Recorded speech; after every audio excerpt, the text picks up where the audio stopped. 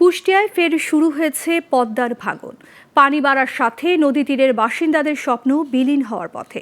এরই মধ্যে পদ্মার ভাঙনে মিরপুরের ৩ ইউনিয়নের প্রায় ৪ কিলোমিটার এলাকার ফসলি জমি তলিয়ে যাচ্ছে।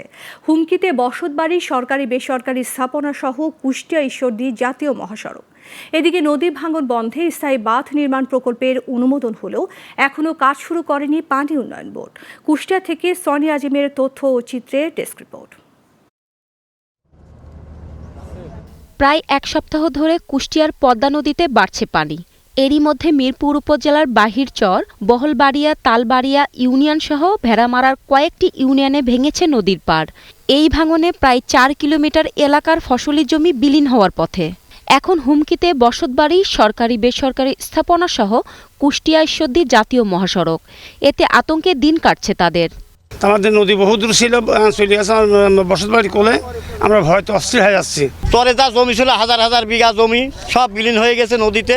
নদী এখনো যেভাবে ভাঙছে আমরা আর বসবাস করতে পারবো না, আমরা সব বিলীন হয়ে যাব সব। প্রবল যদি বন্যা হয় তারপর আমাদের মির্জানগরে যে একটা কলেজ এবং বিশ্ব রোড এবং 4টি জেলা, 4টি ইউনিয়ন প্লাবিত হওয়ার খুবই আশঙ্কা।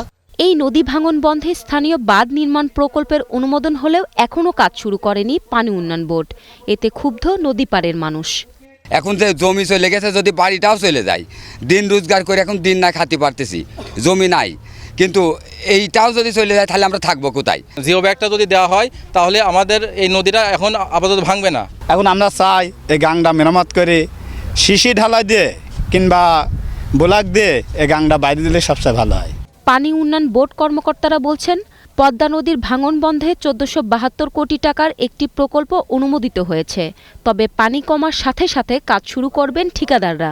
প্রায় 17টা প্যাকেজের আমরা ইতিমধ্যে কার্যাদেশ প্রদান করা নোয়া প্রদান করা হয়েছে এবং ঠিকাদার মোবিলাইজেশনের জন্য ইতিমধ্যে আমরা তাগাদা প্রদান করছি।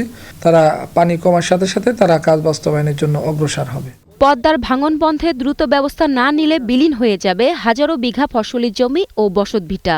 তাই দ্রুত পদক্ষেপ নেওয়ার দাবি স্থানীয়দের। Global television news desk.